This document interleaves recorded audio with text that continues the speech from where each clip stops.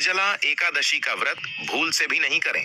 5 महिलाएं लगता है घोर पाप घर में आएगी, भयंकर गरीबी, पूरा जीवन बर्बाद हो जाएगा। और कहा जाता है कि निर्जला एकादशी की पूजा के दौरान सुहागन महिला कोई भी गलती कर देती है तो इसका सीधा प्रभाव उनके बच्चे और पति पर देखने को मिलता है। यानी कि सुहागन को निर्जला एकादशी व्रत के दौरान कोई भी ऐसी गलती नहीं करनी है, जो कि आज की वीडियो में हम बताने वाले हैं। दोस्तों, आज की इस वीडियो में हम ज्येष्ठ माह के शुक्ल पक्ष की निर्जला एकादशी के विषय में बात करेंगे। आज हम आपका कंफ्यूजन दूर करेंगे कि आपको निर्जला एकादशी व्रत कब रखना है, 6 जून या फिर 7 जून को। इसके लिए भक्तों, आपको इस वीडियो को पूरा देखिएगा, तभी आपकी कंफ्यूजन दूर होगी। और हम आपको इस वीडियो में कुछ ऐसे नियम बताएंगे, कुछ ऐसी जानकारी बताएंगे जिन्हें प्रत्येक महिलाओं को जानना बहुत ही आवश्यक है। तो आज की वीडियो में हम जानेंगे निर्जला एकादशी के सभी शुभ मुहूर्त, पारण समय में पूजा विधि नियम के बारे में। और भक्तों, आपके मन जो भी प्रश्न है कि इस निर्जला एकादशी व्रत में पानी कब और कैसे पीना चाहिए, और भक्तों आप निर्जल नहीं रह सकते, क्या करें, और दान किन चीजों का करना चाहिए, और एकादशी द्वादशी के दिन क्या दान करना श्रेष्ठ होगा, और दान के लिए जितनी भी चीज हम बता रहे हैं, अगर हम सब चीजों का दान करने में समर्थ नहीं है तो क्या हम व्रत का फल प्राप्त नहीं होगा। भक्तों, क्या हम व्रत का फल प्राप्त नहीं होगा। और भक्तों, आपका अगला जो प्रश्न है कि हम कलश का दान कैसे करें, और पानी भरकर जो कलश का दान किया जाता है उसकी विधि क्या है, और क्या कुंवारी लड़कियां भी व्रत कर सकती हैं। भक्तों, ये एक ऐसी वीडियो है जिसमें सारी बातें आप जानेंगे, और आपको निर्जला एकादशी की कहानी कोई और वीडियो देखने की जरूरत नहीं पड़ेगी। तो आप अंत तक वीडियो में बने रहे। भक्तों, वीडियो शुरू करने से पहले एक बार पूरी श्रद्धा के साथ कमेंट सेक्शन में लिखें, जय श्री हरि विष्णु। भगवान हरि की कृपा आप पर सदैव बनी रहेगी। और वीडियो को लाइक करके चैनल को सब्सक्राइब अवश्य कर ले। भक्तों, आपको बता दें कि 1 साल का सबसे कठिन व्रत निर्जला एकादशी का व्रत है, और इस निर्जला एकादशी को विष्णु प्रिया तिथि कहा जाता है। निर्जला एकादशी जो कि ज्येष्ठ मास के शुक्ल पक्ष में आती है, और जो भी मनुष्य निर्जल रहकर इस उपवास को करता है उसे साल के सभी 24 एकादशी व्रत के समान संपूर्ण फल की प्राप्ति मिलती है, और उसके पापों का नाश होता है। मित्रों, शास्त्र कहते हैं कि मात्रा निर्जला एकादशी का व्रत करने से ही समस्त एकादशी के व्रत का फल प्राप्त हो जाता है। यानी कि भक्तों, अगर आप किसी भी कारणवश पूरे साल की एक भी एकादशी नहीं रख पाते हैं, तो मात्र आप निर्जला एकादशी का व्रत अगर विधि विधान से रखें तो आपके समस्त एकादशी के व्रत का जो पुण्य फल प्राप्त हो जाता है। दोस्तों, साल में 24 एकादशी आती है, और जब अधिक मास लगता है तो एकादशी की सभी व्रत का फल हमें सिर्फ निर्जला एकादशी के व्रत से प्राप्त हो जाता है, क्योंकि यह व्रत बहुत ही कठोर होता है। निर्जला एकादशी में निर्णय होता है, यानी कि मित्रों, आप एक भी बूंद जल की ग्रहण नहीं करनी है। निर्जला एकादशी के व्रत में नियम यही कहता है, लेकिन इस व्रत में अगर निर्जल रहकर हम पूरे विधि विधान के साथ भगवान श्री हरि विष्णु की पूजा आराधना करते हैं, दान दक्षिणा देते हैं, ब्राह्मण को जरूरतमंदों को दान देते हैं, जल का अन्न का दान करते हैं, तो हमें समस्त एकादशियों का फल भी प्राप्त होते हैं। इस व्रत को देव व्रत भी कहा जाता है, क्योंकि सभी देवता, दानव हो नाग हो गए, गंधर्व किन्नर हो नवग्रह हो, सभी अपनी रक्षा और विष्णु भगवान की कृपा पाने के लिए इस एकादशी का व्रत करते हैं। मित्रों, के लिए इस एकादशी का व्रत करते हैं। मित्रों, वेद व्यास जी के अनुसार इस एकादशी को प्रथम पांडव पुत्र भीमसेन ने किया था, और इसी वजह से इसलिए एकादशी भी कहते हैं। और महर्षि वेद व्यास जी ने ही पांडवों को निर्जला एकादशी व्रत का संकल्प करवाया था। पौराणिक कथाओं के अनुसार महाभारत के संदर्भ में निर्जला एकादशी की कथा मिलती, जो स्टोर हुआ। यूं कि सभी पांडवों को धर्म प्राप्ति के लिए महर्षि वेद व्यास ने एकादशी व्रत का संकल्प करवाया। तब माता कुंती और द्रौपदी सहित सभी एकादशी का व्रत रखते, लेकिन भी खाना खाने के मामले में काफी प्रसिद्ध थे, और उन्हें भूख बहुत लगती थी। उनकी भूख बर्दाश्त के बाहर होती थी। इसलिए भक्तों उनके लिए महीने में 2 दिन उपवास करना बहुत कठिन था। जब पूरे परिवार का उन पर व्रत के लिए दबाव पड़ाने लगते हुए इसकी युक्ति ढूंढने लगे कि उन्हें भूख भी न रहने पड़े और उपवास का पुण्य भी मिल जाए।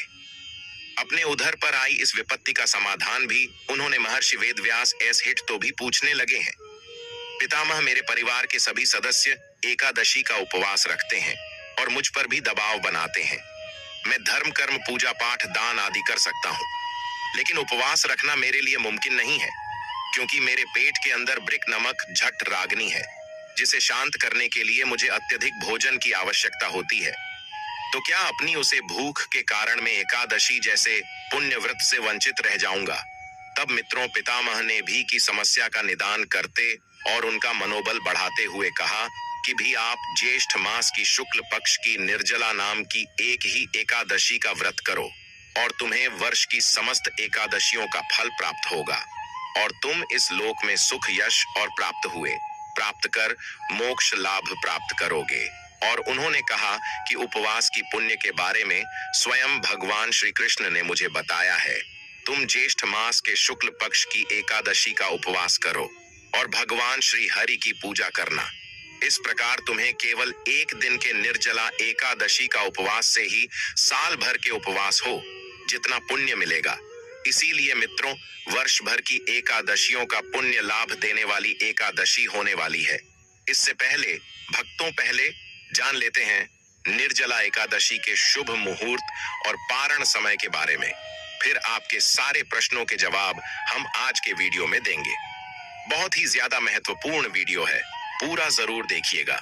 इस बार हिंदू पंचांग के अनुसार निर्जला एकादशी का व्रत 6 जून को रखा जाएगा।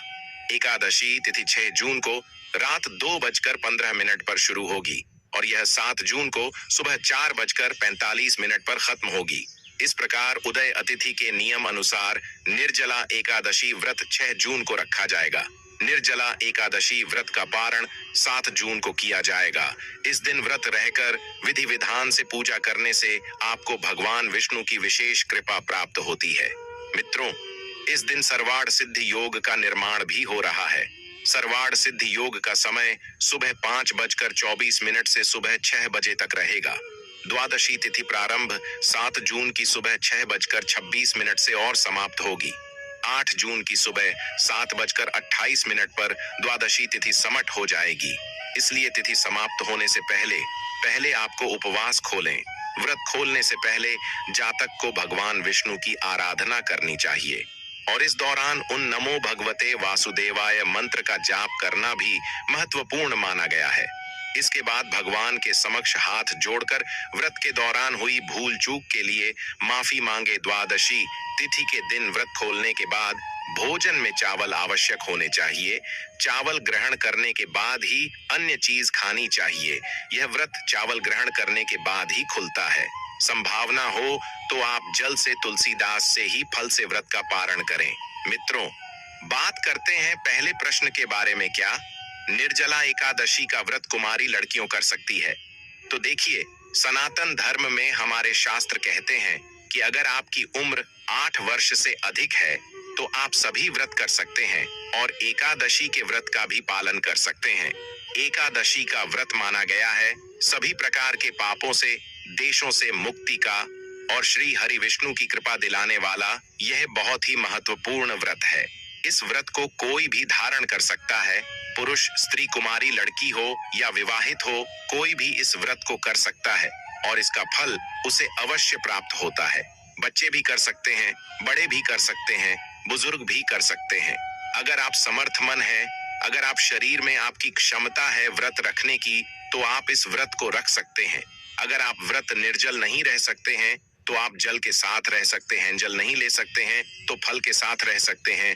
और जो लोग फलाहार से भी व्रत नहीं रह सकते हैं, आज के दिन अगर वह एकादशी की व्रत में अन्न लेकर भी मतलब सात्विक भोजन के साथ व्रत करेंगे तो उनको इसका फल अवश्य प्राप्त होगा।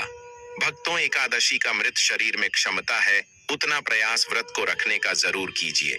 मित्रों, आपका अगला जो प्रश्न है कि हम निर्जला व्रत में पानी कब और कैसे पीना चाहिए, कब से कब तक निर्जल रहना चाहिए, देखिए, निर्जला एकादशी के व्रत में नियम कहता है कि एकादशी के सूर्योदय से लेकर द्वादशी के सूर्योदय तक आपको निर्जल रहना है। एकादशी का व्रत कठोर होता है, खासकर ज्येष्ठ के महीने में जब प्रचंड गर्मी पड़ती है, तब निर्जला एकादशी का जाता है, जो कि जीवन में जल के महत्व को बताता है। लेकिन अगर आपने निर्जला एकादशी को बहुत अधिक प्यास लग रही है या ऐसी स्थिति में आ जाए, तो इसके लिए शास्त्रों में कुछ उपाय भी बताए गए हैं, जिससे कि आपकी प्यास भी बोझ जाएगी और कोई दोष नहीं लगेगा। साथ ही इस विधि से जल ग्रहण करने पर आपका व्रत भी निष्फल नहीं होगा। तो दोस्तों, वह उपाय है कि निर्जला एकादशी में व्रत के दौरान अगर आपको अधिक प्यास लग रही है, तो आय मंत्र का 12 बार जाप करें। और भक्तों, इसके बाद चांदी, पीतल या मिट्टी धातु के पत्र में पानी में गंगा जल मिलकर भर दें। इसके बाद आप घुटने और हाथों को जमीन पर रखकर पशु और जल पी सकते हैं। इससे व्रत निष्फल नहीं होता है। इस तरह से जल पीने के बाद आप व्रत का पालन करें और अगले दिन यानी कि द्वादशी के दिन अगर आपका गला सूख रहा है या फिर जल की बिना आपके प्राण संकट में आ रहे हैं, तो आप आमजन कर सकते हैं। इसके अलावा आप कुल्ला करके पानी को बाहर निकाल सकते हैं। इससे पानी गले से नीचे नहीं जाएगा और आपका व्रत भी नहीं टूटेगा। भक्तों, अब बात करें निर्जल नहीं रह सकते हैं तो क्या करें। अगर व्रत करना चाहते हैं तो मित्रों, हमारे मन में श्रद्धा है कि हम श्री हरि विष्णु का यह व्रत करें और उनकी कृपा हमें भी प्राप्त हो, लेकिन हम निर्जल नहीं रह पाते हैं। तो हमें क्या करना चाहिए? अगर आप निर्जल नहीं रह पाते हैं, जैसे कि कुछ समय कुछ ऐसे भी नियम होते हैं, जैसे भी हम प्रातः काल व्रत का संकल्प ले लें कि हम आज सूर्योदय से लेकर कल सुबह तक निर्जल ही रहने वाले हैं, तो आपको संकल्प का पालन करना चाहिए और आपको यह नियम पालन करने का पूरा प्रयास करना चाहिए। लेकिन अगर दोस्तों, आप व्रत में संकल्प लेते हैं कि हम यथासंभव हो निर्जल रहने का प्रयास करेंगे, जितनी हमारे शरीर में क्षमता है उतना हम प्रयास करेंगे, ऐसा आप संकल्प लेते हैं, तो मान लीजिए आप दोपहर तक रह सकते हैं। निर्जल तो दोपहर तक रहेंगे। दोपहर में फिर श्री हरि विष्णु से प्रार्थना कर लीजिए, पूजा आराधना करके कि आप जल ग्रहण कर लीजिए। अगर आप नहीं रह पाते हैं और आप चाहे तो शाम तक रह लीजिए। मतलब दोस्तों, अपने शरीर की आखिरी क्षमता तक हमें कोशिश करना चाहिए व्रत को पूरा करने का। तो अगर आप शाम तक रह पाते हैं, देर शाम को, फिर आप भगवान श्री हरि विष्णु पूजा आराधना करते हैं। उसके बाद थोड़ा सा जल आसमान में लेकर ग्रहण कर सकते हैं। दूसरी चीज भक्तों, अगर आप बिल्कुल भी निर्जल नहीं रह पाते हैं, तो आप जल के साथ भी इस व्रत को रख सकते हैं। ऐसे में आपको चाहिए कि आप जल आहार करें, मतलब आपको फल नहीं लेना है, कोई चीज ऐसी दांतों से चबाकर नहीं खानी है। आप जल के साथ या फिर आप चाय ले लीजिए, जूस वगैरह लेकर इस व्रत को कर लीजिए। अगर आप बिल्कुल भी निर्जल नहीं रह पाते हैं, शारीरिक रूप से स्वस्थ है, तो आप इस तरह से भी जूस, चाय द्वारा, जल द्वारा इस व्रत को कर लीजिए। मतलब जल आहार के द्वारा निर्जला एकादशी का आप व्रत रख सकते हैं। अगला जो नियम है कि अगर आप जल से भी सक्षम नहीं है, आपको आना जरूरी है। आप शारीरिक रूप से स्वस्थ नहीं है, तो आप फलाहार के द्वारा भी इस व्रत को कर सकते हैं।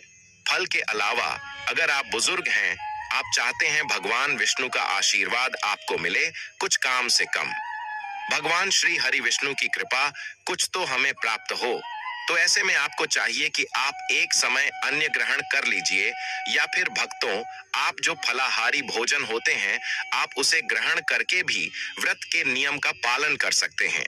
यानी कि मित्रों, आप जितना भी आप प्रयास करें कि आज का दिन आपका व्यर्थ न जाए, एकादशी है तो आप अधिक से अधिक तो आप व्रत का जो भोजन होता है, फलाहारी भजन जो होता है, आप उसे लेकर के भी कर सकते हैं। तो आप भोजन में सी नमक ले सकते हैं, और आप जैसे कि व्रत में कुत्तों का आता, सिंघाड़े का आता, इसके द्वारा भी व्रत कर सके। अगर आप इसे भी सक्षम नहीं हैं, तो मैं आपको कहूंगा कि आप अन्न लीजिए, साथ भोजन लीजिए। सात्विक भोजन का मतलब लहसुन, प्याज का त्याग कर दीजिए। इससे भी आपको एकादशी का पुण्य फल प्राप्त होगा।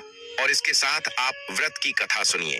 प्रत्येक एकादशी की कथा अलग अलग होती है, इसलिए आप बिल्कुल सही कथा सुनिए, जो कि आपको हमारे इसी चैनल पर आसानी से उपलब्ध हो जाएगी। भगवान की पूजा आराधना कीजिए, उनके मित्रों का जाप कीजिए, अधिक से अधिक समय क्षणों में आप भी व्यथित कीजिए। भक्तों, आपका अगला प्रश्न है कि निर्जला एकादशी के दिन हम किस चीज का दान करें। तो आज के दिन आप गाय का दान कर सकते हैं और आज के दिन दान में आप अपने सामर्थ्य के अनुसार अन्य का वस्त्र का दान कर सकते हैं, फलों का दान कर सकते हैं, सब्जियों का दान कर सकते हैं। तो आपकी सामर्थ्य है, जितना आपके पास से धन की क्षमता है उसे हिसाब से आपको दान करना चाहिए। और एकादशी के दिन जल दान का विशेष महत्व है, तो जल का दान आप अधिक से अधिक कीजिए, क्योंकि जल्द ऐन से फल की प्राप्ति होती है। निर्जला एकादशी के लिए पानी की व्यवस्था कीजिए। आप अपनी छत पर किसी पत्र में जल भर कर रखें, जो कि पक्षियों के लिए पानी की व्यवस्था हो जाएगी। अगर आप पर रागियों के लिए पानी की व्यवस्था है, प्याऊ लगा सकते हैं। बहुत श्रेष्ठ फल की प्राप्ति होती है। और भक्तों, एकादशी के दिन या द्वादशी के दिन किस दिन दान करना श्रेष्ठ होता है? देखिए, दोनों ही दिन आप दान कर सकते हैं। यानी कि भक्तों, एकादशी के दिन भी और द्वादशी के दिन तो हमें दान करना ही होता है। अपने पारण से पहले दान करना श्रेष्ठ होता है और जरूरी होता है। तो एकादशी द्वादशी दोनों ही दिन में किसी भी देना दान कर सकते हैं या दोनों ही देना दान कर सकते हैं। कोई सेंटर मन में नहीं है। अब दोस्तों, बात कर लेते हैं कलश दान के। तो भक्तों, सबसे पहले हमें कलश में जल भरण होता है। आप चाहे तो तांबे का या किसी धातु का भी कलश ले सकते हैं। तो आप कलश में शुद्ध जल भर अपने घर में ही आपको शुद्ध जल भरना है। घर से ही जल भर कर लेकर जाना है। उसके ऊपर आपको सफेद कपड़ा रखना है। सफेद कपड़े से उसे कलश को ढक दीजिए और उसके ऊपर चीनी रखना है। और अगर आप और भी चीज दान करना चाहते हैं, जैसे फल दान कर सकते हैं, आप इस कलश के साथ कर सकते हैं। तो इस तरह से फल वस्त्र उसे कपड़े के साथ ही आपको कलश लेना है और दक्षिण के साथ दान करना है और अपने घर से ही भरकर लेकर जाना है। ऐसा नहीं कि आप खाली कलश लेकर नहीं करना। घर से ही आपको सारी सामग्री तैयार करके लेकर जानी है। और चाहे तो आप पंडित जी को दान कर दीजिए या फिर आप पर मंदिर में भी दान कर सकते हैं। तो इस विधि से हमें एकादशी के दिन दान करना होता है। लेकिन व्रत करने वाले और आसमान भी करने वाले लोगों को निर्जला एकादशी वाले दिन इन 3 बातों का विशेष ध्यान रखना चाहिए। गुरुजी कहते हैं कि स्त्रियों को एकादशी वाले दिन अपने बाल बिल्कुल भी नहीं धोना चाहिए। 7 बाल कटवाना भी इस दिन निषेध माना जाता है। माना जाता है कि जो भी एकादशी पर अपने बाल धोता है या करवाते हैं, उनके पति पर संकट आता है और उन्हें खुद अगले जन्म में नागिन का जन्म मिलता है। इसी के साथ एकादशी वाले दिन किसी को भी मांस, मदिरा, मसूर की दाल, उड़द की दाल, बैगन और चावल का सेवन नहीं करना चाहिए। मित्रों, जो व्यक्ति ऐसा करता है वह नरक का भाग होते हैं और उन्हें 84 लाख योनियों में भटकना पड़ता है। इसके अलावा दूसरी वस्तु जो गुरुदेव ने बताई वही है कि एकादशी से एक दिन पहले और निर्जला एकादशी वाले विष्णु की देवी माया से डरकर चावलों में जाकर छुप गए थे। और एकादशी वाले दिन जो व्यक्ति चावलों का सेवन करता है वह उतने ही पाप कर्माता है और अपने परिवार के लिए संकट को ज्यादा पैदा करता है। तो दोस्तों, यह थी वह जरूरी बातें जो गुरुजी ने अपने भक्तों को एकादशी व्रत में ध्यान रखने की सलाह दी है। शास्त्रों के अनुसार निर्जला एकादशी व्रत करने से संतान की प्राप्ति होती है। इस व्रत में अन्य और जल का सेवन नहीं किया जाता है। ऐसे में गर्भवती महिलाओं को निर्जला एकादशी व्रत नहीं करना चाहिए। इस दिन गर्भवती महिलाएं भगवान विष्णु पूजा कर सकती हैं। ऐसा माना जाता है कि यह व्रत करने से वैवाहिक जीवन सुख में होता है और संतान की प्राप्ति होती है। हिंदू रीति रिवाज की मां ने महिलाओं को मासिक धर्म के समय पूजा पाठ करने की मनाही है। ऐसे में मासिक धर्म के दौरान महिलाओं को निर्जला एकादशी व्रत नहीं करना चाहिए। अगर व्रत के समय मासिक धर्म आ जाए तो व्रत रखकर किसी और के द्वारा पूजा अर्चना करवा सकते हैं। माना जाता है कि इससे पूजा सफल होगी। उम्मीद करते हैं कि आपको हमारे इस चैनल द्वारा बताई हुई बातें आपको जरूर पसंद आई होगी। अगर आपको यह वीडियो अच्छी लगी हो तो वीडियो को लाइक जरूर कर दीजिएगा और कमेंट बॉक्स में सच्चे हृदय से लिख देना, जय भगवान विष्णु, जय माता लक्ष्मी, माता लक्ष्मी भगवान विष्णु आप सभी के ऊपर अपनी कृपा सदा ही बनाए रखें।